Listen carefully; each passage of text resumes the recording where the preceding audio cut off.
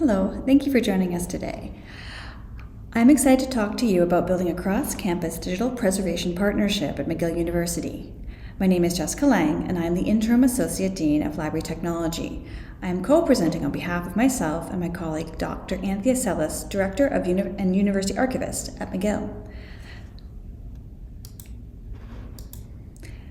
Before we get into specifics, it's important to understand some key background details about McGill. Anthea, our new university archivist, only recently arrived this past January.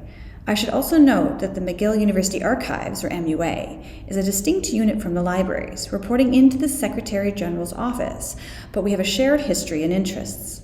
At the same time that Anthea was starting her role, McGill Libraries was increasingly interested in developing digital preservation as a key strategic initiative, but it was an area which needed further development and investment. This aligned perfectly with where the MUA was also wanting to go. Efforts in both units related to digital preservation were nascent, and this provided a perfect opportunity to align our shared interests. It was also a starting point to understand if digital preservation workflows could be shared, or how to start constructing different processing pipelines. However, before getting into the weeds about how a digital preservation system might be shared between our two units, we wanted to have an agreed set of principles and vision for digital preservation. These principles and vision form a common approach and a message for working with other key stakeholders on campus, namely IT and procurement. This is the shared vision that we drafted together.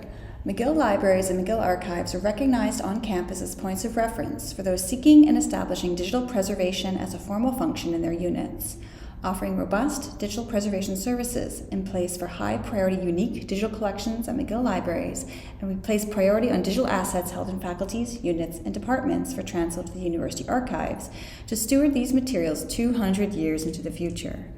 I added an emphasis at the end since we are talking big dreams, so we dreamed big. In addition to drafting a shared vision together, we drafted a set of shared principles that would guide us in our decision-making and strategic processes. Format ubiquity or independence, context of creation is vital, system independence, and modularity and interoperability. At the core, we want to create a digital preservation system and strategy that is sustainable and maintainable in the long term.